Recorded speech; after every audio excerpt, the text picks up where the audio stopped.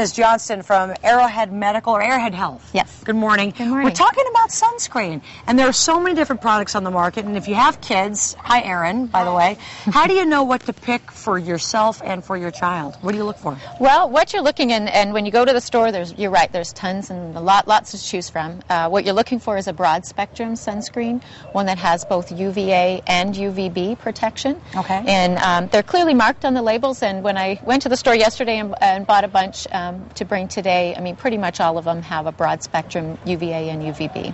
SPF, we always talk about that. What does that mean? And should we go anything lower than 30? Well, SPF stands for sun protection factor, and basically it's a measure of the sunscreen's ability to prevent the effects of ultraviolet UVB radiation or burning on the skin. So say you were someone who had a type of skin that would burn after about 20 minutes. Mm-hmm. If you had an SPF of 15, it's going to offer you about 15 times more protection, so it lasts about 5 hours. But you have to be careful because no sunscreen really lasts forever, and so we do recommend reapplying after about 90 minutes or a couple of hours being out in the sun. That was actually my next question. How often do you reapply? And you go in the pool and then you come out and you reapply every time you come out? Just to be safe? You should reapply after you've been swimming or you've toweled off, or say you've been exercising and may have sweat a lot. You should reapply after that then. All right, this is the stuff I actually use. I love the spray. It's just easy. You don't have to get it all over the place. But is a spray any better or any worse than a lotion? Well, it's very easy to use, which is great. And a lot of them are very light. They don't leave a real sticky residue on you. The only drawback is that you sometimes can't see exactly where you've covered. So you've got to make sure that you still rub it in. And it's helpful to maybe apply it 30 minutes before you go out in the sun. And do it at home where you can actually make sure that you've covered everything.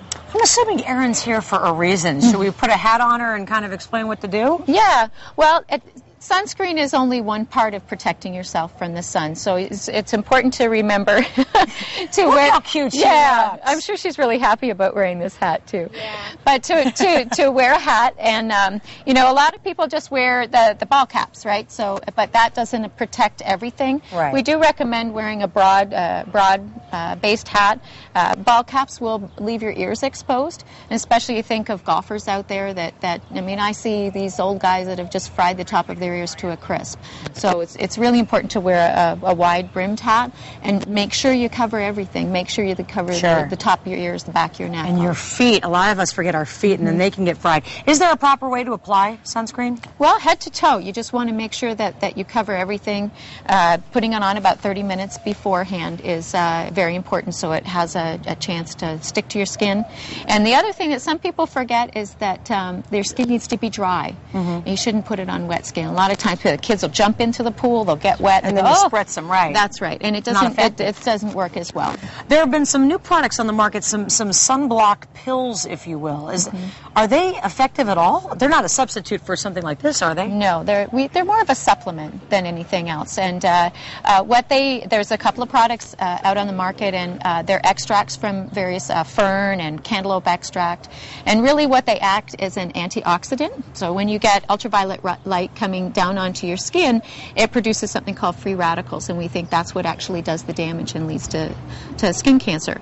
What antioxidants do is kind of help to mop up those free radicals and prevent the damage from that. So again, not that you're against or for them necessarily, but definitely do not use them as a supplement for this stuff. Right. It's not a supplement for sunscreen, and then also remember to definitely take shade. Try not to go out in the peak hours of the day, like between 10 o'clock and 3 or 4 p.m., and to seek shade as well too. Yeah, and the Shade Foundation locally does a great job with a lot of this stuff, and we've got their website on our hotline. Thanks for joining us this morning. We appreciate it. Appreciate it. April, my sisters, they would bake. They'd get the tin foil. Yeah. They were always dark and brown and beautiful, and I was a pale ghost, but who's paying for it now? They're not happy they did that when they were younger. Oh, I'm sure. And another good thing to remember here is that even on a cloudy day, like it's been cloudy over the weekend, you still need to wear the sunscreen and cover up, and because those clouds can reflect the sunlight and you can get burned just as easily on a cloudy day. Do you remember, not to interrupt you, but during the Super Bowl, when Scott and I were out there on Super Bowl day,